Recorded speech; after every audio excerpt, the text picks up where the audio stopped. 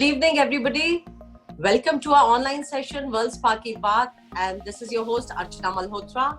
I request you to keep your lines on mute, but do type your questions. We'll pause for the question-answer session. Our guest today is another star performer. I'm telling you, she's something special. Her CV has the most comprehensive and diverse list of accomplishments that I've ever seen or imagined from someone her age. And this achiever is Ketki Tyagi. She's just completed her CBSE board exams for grade 12 from Sanskriti, Delhi. Ketki is a goalkeeper. She has played soccer for India in the under 14 and under 16 category, and for Delhi in under 15, under 18 and senior women's team category. She has won the best footballer and the best athlete awards in her school every year, along with the Daksh Award for proficiency in sports. She's managed 3 internships along with her passion for giving back to the community, and she's also balanced studies alongside. At 18, life's also given her some unforgettable experiences which we shall soon discuss. Welcome, Ketki. Hi, Auntie. Thank you. Welcome. So, Ketki, at what age did you discover your passion for soccer? I think I was around 11 years old. Yeah. Okay, and how? My friends used to play, and one day they just decided to take me along with them for training. And then I don't even think I had the right shoes to play, but then I really enjoyed the sport and started playing more frequently. And this was school or outside school? This was school, yeah. Okay. And describe the amount of rigorous trainings that you went through and how tough it was. I mean, just your journey so far. At first, it wasn't so hard. The training was pretty mild, but then as I started playing at like a better level, the training became really rigorous. So it was about, if I wasn't going for football, I was going to the gym. So almost every day, around 6 days a week, I was doing some kind of physical activity. And where was your first camp? Any particular incidents or memories as you, grew through your school and soccer? My first camp was in Gandhinagar. That was the India camp. We were training to go to Colombo for the Asian Confederation Cup. And I think the most, the best memory I have from then is my parents.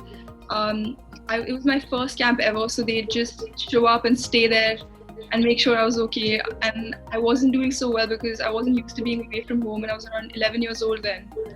So they'd keep coming and going, but then finally Dad said, okay, now you have to grow up and you have to stay here, and then he left. And I think that was the best thing he could have done for me, because that's when I really started playing well. And initially you must have found it very hard? Yeah, it was very hard to adjust because, we've grown up in Delhi and it's not very easy to suddenly change your entire lifestyle and live with people who you don't know at all in a very different kind of situation. And away from the comforts of our home. Yeah, definitely. You all are quite well provided and blessed. Yeah. So was the push and discipline coming from your parents, or was it you through and through? I mean, because I'm sure you had a very different regime from other students your age. So it was definitely my parents had a big part to play in it, but I think football is something that I really enjoy. So it never felt like a task. Going for training in the morning or anything, it never felt like a task. My dad used to have to wake me up for school every morning, but the days I had training, I'd be up myself and just ready to go. So, I mean, it never really felt like, I was doing something tedious or tiring. But yeah, my parents played a big part in that. And could you balance your studies and training well? Because, as you grow older, studies become tougher, and so does the training. And I'm sure you were traveling also. How did you balance them both? So at first, till about 10th grade, I was missing all my exams. I was never here for any of the exams. I was always at camp. So, but then 10th grade, I had boards, so I obviously couldn't miss those. But the good thing was that the football season is largely from April to October. So then October through March, I had tons of time to study for my boards and prepare well. So I think it was fairly manageable that way. And parents supported you, parents pushed you? Did you feel they were overbearing at times, or you always felt thankful? I mean, I'm sure you had a varied, you had varied emotions. Yeah, so I mean, they were never overbearing or anything. They always supported me in whatever I wanted to do, which is something I'm really grateful for, because not a lot of kids have that kind of support. Mom would always worry about me getting injured, but that's about it, I think. They always just wanted me to do what made me happy, and football made me happy. So they were always very supportive. But teenagers often find, their parents overbearing. Leave me alone. Don't tell me to eat. Don't tell me to exercise. I enjoyed exercising, and I did have a lot of trouble, finding the right pattern of eating, and I still have trouble with that. But other than that, I think exercising and stuff, that's not something they ever had to push me for. And they were just really wonderful and supporting. So I was coming to diet and nutrition. How did you manage that? So at first it was really hard, because I was used to eating pizza and all sorts of things, and I still eat all those things. But I think when we're in season, when we have camp, we just have to cut all of that off. And especially in camp, they monitor your diet, and they tell you exactly what you can and can't eat. And it's not like you can go out and get food anyway, so you just eat whatever they give you, and they manage the quantities. At home, I like working out, so I try to eat as healthy as I can. But board years are usually a little off for me, because I'm concentrating more on studies than fitness. But otherwise, I think it's fairly easy to manage it. It's not so hard. Awesome. So about your studies, what about the support from school? Was the school supportive enough? The school was very supportive. I don't think many schools in Delhi or anywhere else would be as supportive as Sanskriti was. I was missing from class for at least 4 months a year. Easily. I was barely in class. I was barely learning anything from the teachers, but they always provided extra help. If I ever came back from camp and didn't understand something, the teachers would always be a call away. They were willing to stay back after school and sit with me and help me study. And they were just all around really, really great. From school, I mean, this kind of support doesn't usually come easy. Yeah, it doesn't. Yeah. And what about your final exams then? I mean, when you didn't give exams up till 10th, how did you manage, and how did the school that way support you?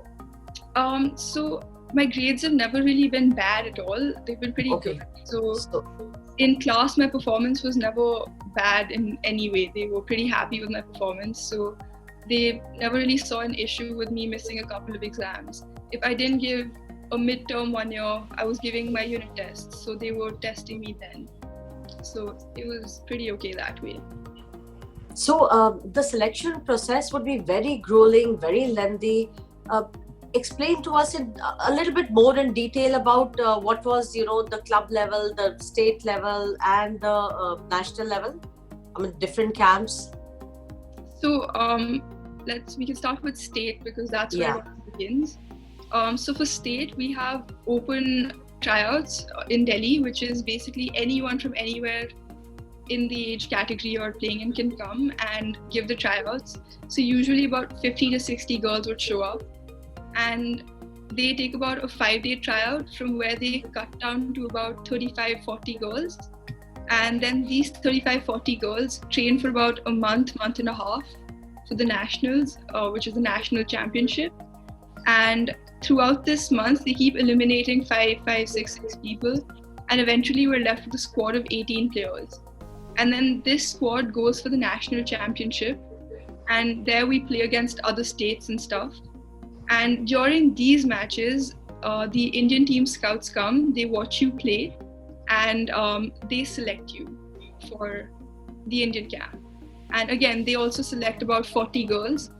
And then again, the same process in camp. They eliminate kids till they have about 18 girls, and that's the team that goes for the international tournaments. And that's also the national level? So no, India camp is international. States are at the national level, and India camp is international. Okay. So, are these all held in capital cities or smaller remote areas where it's, the living conditions and all? Give us a little bit more detail about that as well. So usually, I mean, I've been to Cuttack and Trivandrum and Gandhinagar.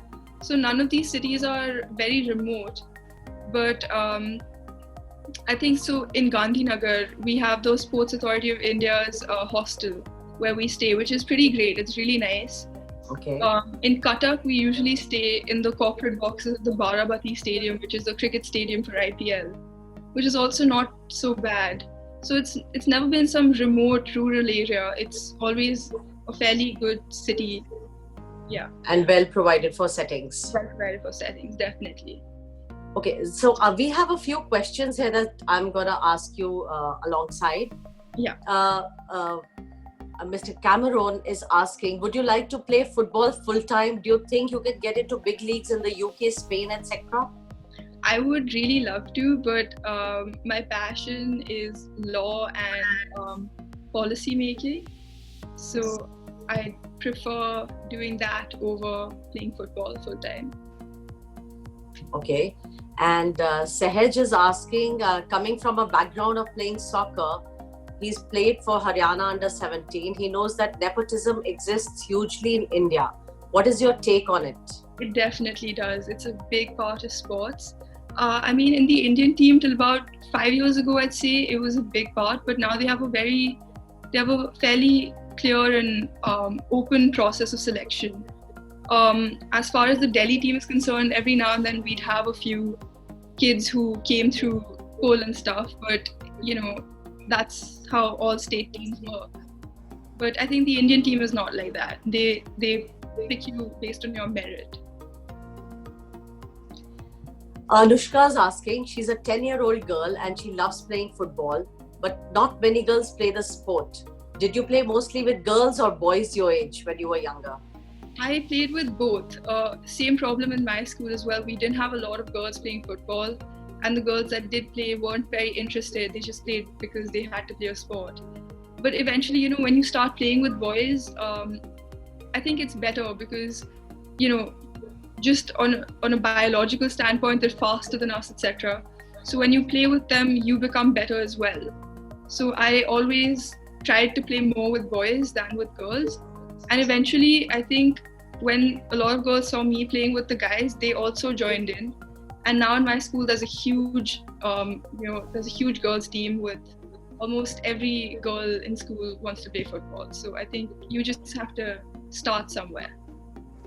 So you've inspired a lot of other girls, right? I mean, I think it was a bunch of us. A lot of 3-4 of my friends and I, we used to play, and then girls used to see my friends and I play with these older guys, and they thought it was pretty cool. So they started playing, and finally we had this huge set of girls who wanted to come for training. So now we have a whole separate training schedule for girls and stuff. Rakesh ji is asking here, what was the typical daily diet in your training camp? So in camp, we'd wake up in the morning, we'd get a cup of tea, we'd have a banana, then around 7 o'clock we'd go for training. We'd train till about 9:30, we'd come back, we'd get a protein shake. After having our protein shake, we were given 2 eggs, and this also depends on your height, your weight, and all sorts of things. So for me, it was 2 eggs, some oats, and I think some milk. And then we get to go back to our rooms, relax, wash our clothes, do everything. And then we'd have lunch around 1 o'clock. And then there, I think I used to have about 50 grams of rice with 2 bowls of dal and whatever sabzi was made. So a normal Indian meal, basically. And then we had training again at 4 o'clock. So 4 to 7, then we train, then we come back and have another glass of protein. And then for dinner, we'd have some chicken, some rice. And for the vegetarians, there were always some sabzis and some dal. So it was a normal Indian meal, nothing too fancy. And Rakesh ji is asking you another question. Why did you choose to be a goalkeeper? Why and how did this happen? So I actually started by playing midfield, which is something that I still really enjoy that.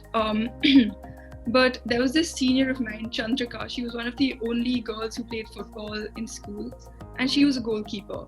And one day I just saw her dive for the ball, and she didn't care whether she got hurt or anything.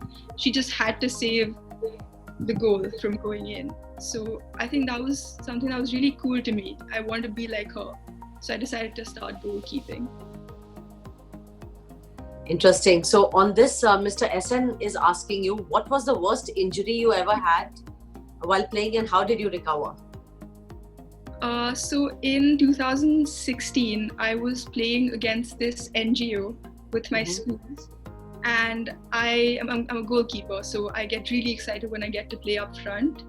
So I was playing forward, and that never goes well for goalkeepers because we're very aggressive and just jump out whenever we have to. And so I think my friend crossed the ball and I dove forward to head it. And I managed to get the goal in, but while I was in the air, the defender kicked my knee really hard and then I landed on my knee. So I ended up injuring my knee really badly. I tore my ACL, which was a pretty bad injury. It took a while to recover. But yeah, I think with physiotherapy and not playing for about 6 months, it was okay. So we come to quite a life-changing incident of your life. In April 2015, you were in Kathmandu for the Asian Football Federation Cup when the earthquake happened.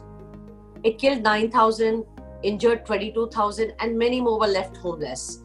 Share your experience, starting with where were you girls at that point of time? What did you do? What happened? And how did you come back? So when the earthquake hit, we were in our dressing room. We were kitting up for our match against Iran. We just warmed up. We came back. Our coach gave us a pep talk. And we were just about to walk out when everything started shaking. And then I thought I was imagining things until I thought I was nervous and imagining something. But then I looked at all my friends and my teammates and they all just looked as confused as me. And then all of a sudden, we all realized together that there was an earthquake. So we all rushed out. Our coaches got all of us out. And then we were out on the field. And a couple of the Iranian girls, they were in the dressing room above ours. So while coming down, they kind of fell down the stairs and they were badly injured. So it was a really odd experience. It was unlike anything I'd ever even imagined. You know, to us, an earthquake was never really a big deal till then. And, then I think in the stadium, there was this gate and there were a couple of people standing there. And then the gate just kind of collapsed on these people. And it was really odd to see how, everything was fine. And then 10 seconds later, there was just nothing around you. So, yeah. And how did you girls manage to come back? So the government was pretty great. They sent an Indian Air Force plane for the people stuck in Nepal. And a lot of people here in Delhi advocated for getting the Indian team out, which was our team. So we came back on an Air Force plane, I think the next day, the day after the earthquake. And your living areas, everything was as is, okay for you to stay the night and be there? We had to stay in the driveway of our hotel because the hotel had collapsed in some places and the structural integrity was no longer so great. Dependable. Yeah, so we had to stay in the driveway of the hotel. We pulled out the mattresses. And I think in the same hotel, the Nepalese team, the Iranian team, the team from Sri Lanka, all these teams were staying there. So all of us just kind of, it was a really odd shared experience that I don't think anyone other than the people who were there can possibly understand. So there was a sense of togetherness. All of us were just together and sitting outside. And it was, it was an odd time, but it was still a beautiful night. We just sat there and stayed up all night. And then the next day we left. So after you landed home safely, what was the emotional impact? Because you were just 13 years, I remember you telling me. So what was the emotional impact on you? It was really hard. When we first came back, I was so confused as to what was going on. I didn't understand anything, and then we landed in Delhi. A lot of the girls lived in other places, so they had to still like travel further. I reached Delhi and I was home. So my parents came, I got home, and I think for a very long time I couldn't really sleep at night because obviously a lot of nightmares and stuff. But I think for a whole year I was completely out of it, and I wasn't really as cheerful as I remember myself being. And then a year later, my dad and my mom pushed me to go for therapy. And I went and I realized, I was diagnosed with PTSD, which is post-traumatic stress disorder. And, I think therapy is something that really helped me get out of it and understand that, it's not really your fault that you survived and other people didn't. So I think, it was stressful and traumatic, but therapy is something that really helped me a lot. Awesome. You not only had the grit to come back to the game, but after that you became the captain of the Delhi women's football team. And tell me, how much time did you take? You said almost a year to recover? Yeah, but I was still playing in that period. I think I played the same year. This was 8th grade. So this happened in April, and then in October I was back to playing for state, etc. So I never really stopped playing football. It just took some time to get over the trauma. So yeah. So your family, your therapist, all this support really helped you get through this? Yes, it really, really did. My parents especially, and my sister. I think I had a tendency to not talk about things, and they always understood and gave me my space, and just they understood that there are some things that I couldn't talk to them about. So they took me to therapy, which is something that I really appreciated, because surprisingly enough, like a lot of parents, even in today's day and age, aren't okay with taking their kids to therapy because there's still some kind of a stigma around it. But I'm really grateful and glad that my parents weren't one of those people. I'm glad too. There is, even in the literate section of the society, there is a lot of stigma for counseling and therapy. Yeah. But I think, it's a great idea, and when we need it, we must take it. So why did you turn vegetarian in 2019? Did this have an impact or something more? So the climate crisis is something that is very important to me. I think that, this is the way our rate of consumption is completely out of control, and we need to curb it. So I decided to turn vegetarian after watching this documentary on Netflix called Cowspiracy, which basically it's a really great documentary. Anyone who wants to understand how the meat production system works should watch it. But it basically, talks about how all these animals that are bred for us to consume take away a lot of the resources that people could be using. So water, land, all these resources are being used, plus our carbon footprint is really large. So, obviously we can think that, one person turning vegetarian is not going to make a difference, but I think it's a start. We have to do something. Rakesh ji is asking you, the Indian team is made up of girls from different parts of the country and different social backgrounds. Yeah. How well do you gel on and off field? How much of a challenge is that? At first, it was a complete cultural shock to me because I've only ever lived in Delhi, and I go to a great school, and we're all very, we're well off and everyone's comfortable. But then the first time I went to camp, I realized that not everyone has the resources that I do, and it was a little odd for me to adjust to it at first. But then when you make friends, you don't really see any differences. It doesn't matter who has what or where they come from. It just matters that they're great people and they're fun to be around, and you just gel well that way. So I think through this experience, I learned to make friends from all over the country and from all backgrounds. And there's another question for you, Ketki. Alka's asking, did you participate in matches during the board year as well? I did, yeah. In fact, I think this year I only went for one camp. I went for the Indian Women's League, which is this league where clubs from all across India come and play. But I think 10th grade was when I really played a lot, and it was surprising because it was a board year. But in 10th grade, I played for the senior team, Delhi team, and I played for the under-19 Delhi team, as well as the under-18 Delhi team. So it was 3 camps back to back that I went for. So it was a lot of stuff going on then. And you still managed your board exams well? Yeah. Great. So Malika's asking, do you think girls football in India is treated the same as boys in terms of investment, opportunities, etc.? Definitely not.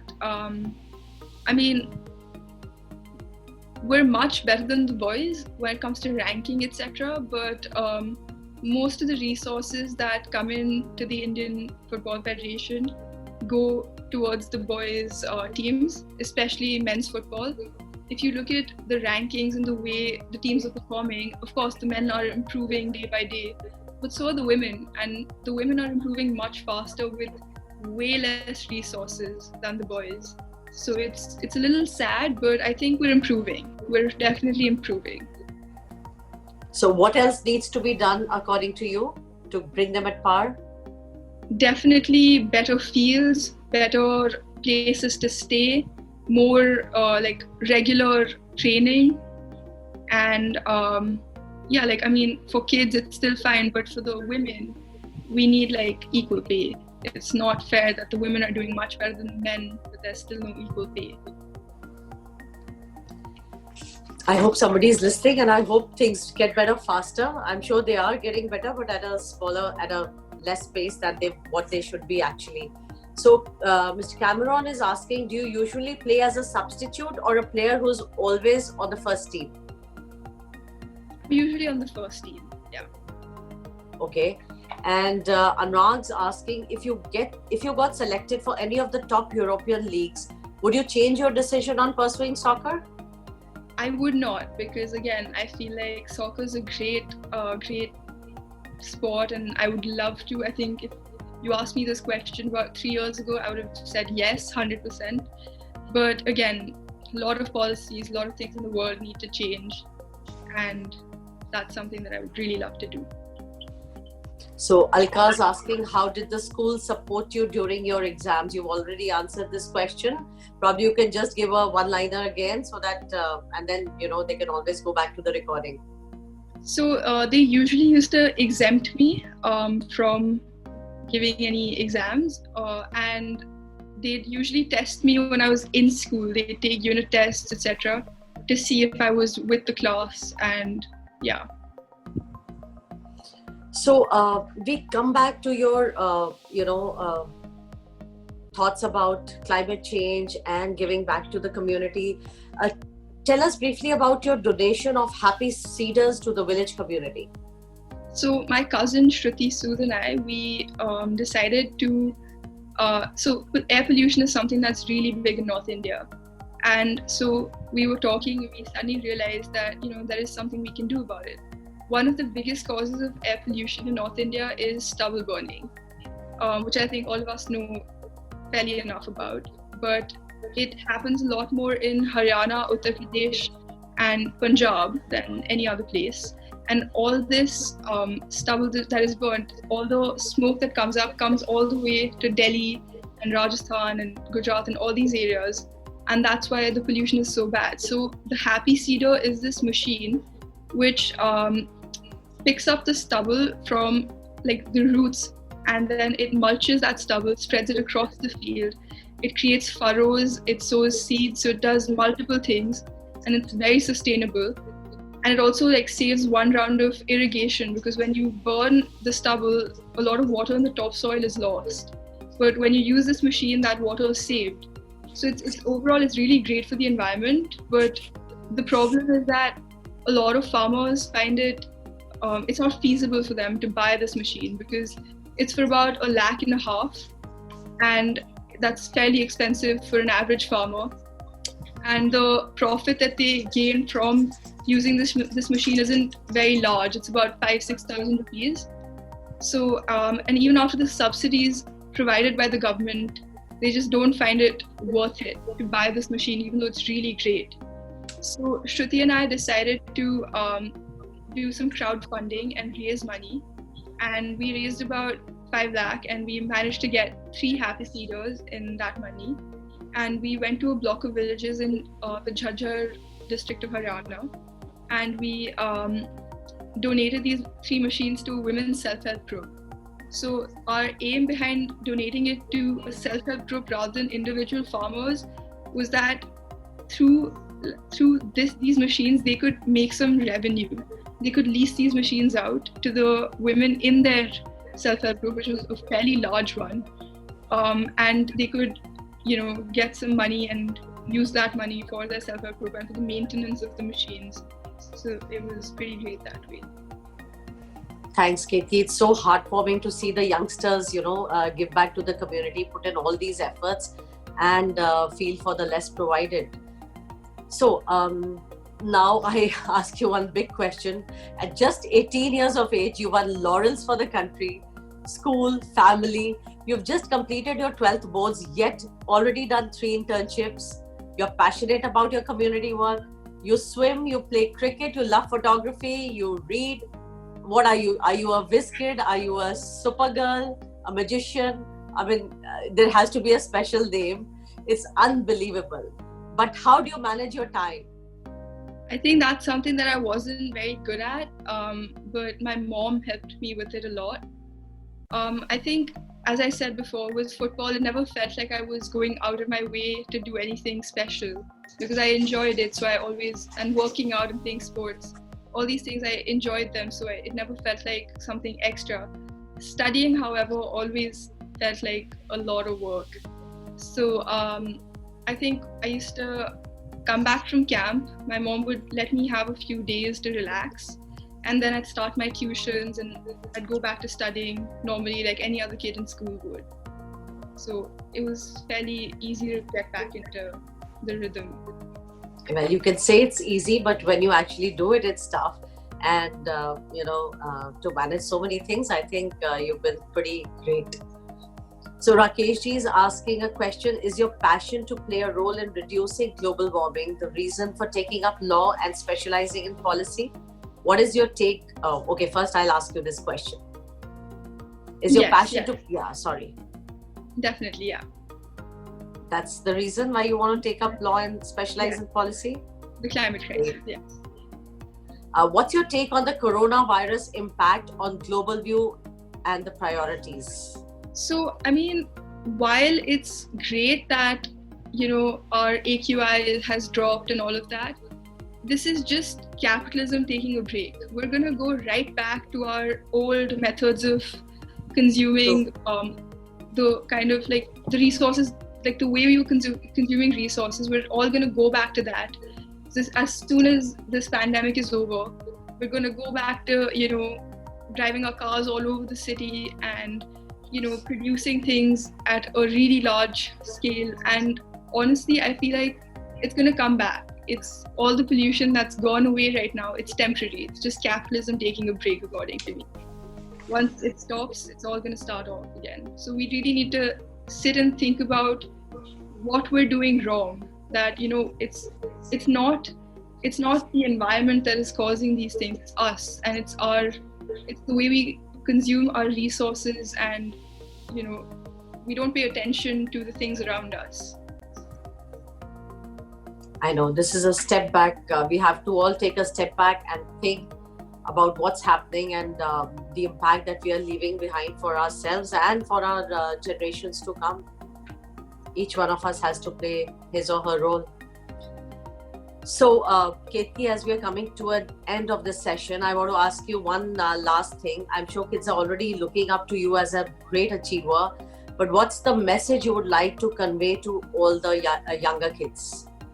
I think it's just you need to find something that you love and then keep at it. If you keep doing something you love, it doesn't feel like you're doing something extra. So it's easy to keep doing it. And what's your mantra for happiness? What do you love to do when you have your own time at your disposal? I mean, normal things. I like watching Netflix. I like hanging out with my friends. I like reading books. So just anything that makes you happy. Thank you everybody for taking out time to attend this session. And from all the elders here, I wish you all the best. God bless you, Ketki. Thank you so much. May I add a line? Yes, please, Vipinji. Yeah. Most welcome. Ketki, we are so proud of you. You are really a multi-dimensional person. And people, I hope there are more kids like you.